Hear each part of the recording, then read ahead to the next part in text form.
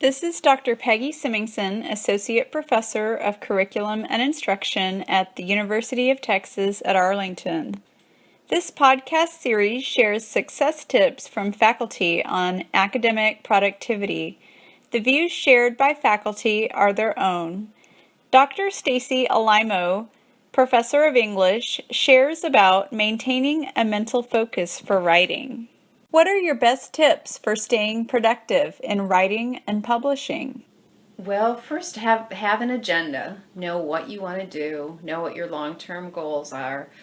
Think about what order you want to accomplish various projects in. And sometimes you'll have deadlines imposed on you from the outside, and sometimes you need to make your own deadlines. But definitely don't let time just flow along and disappear. Have a really clear agenda for yourself with deadlines, and put your research and your writing first. And that's often very difficult with teaching and with graduate mentoring and with service, but it's really important because the research and the writing are the things that often get left behind if you don't prioritize them.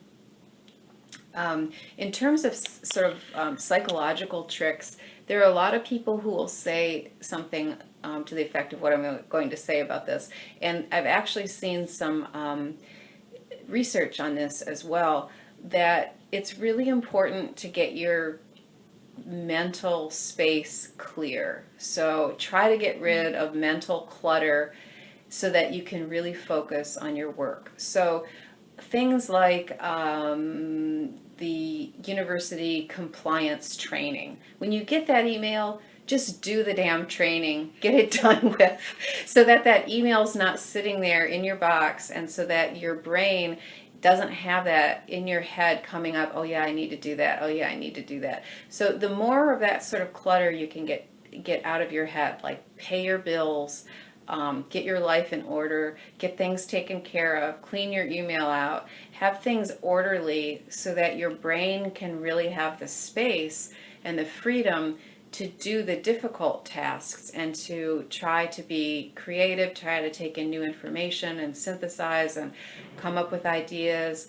You have to try to get rid of all the small things, I think, to make space for the larger research productivity.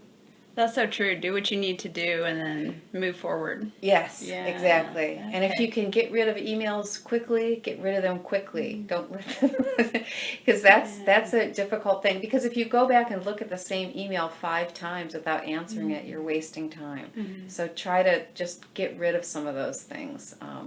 Okay. And it's good anyway, like for students, answering students right away, that very minute, is great for them. So They love that. They love that. They love that. So they're waiting. yeah. So being productive and about the small things and not putting them off or delaying them or being in denial about having to do them. But they stack up.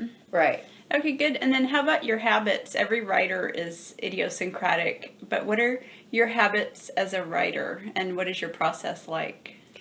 I need to start early in the morning. If I'm doing really hard writing and I have some kind of I'm starting a project especially, or just really need to be immersed in something, it has to be the first thing I think about.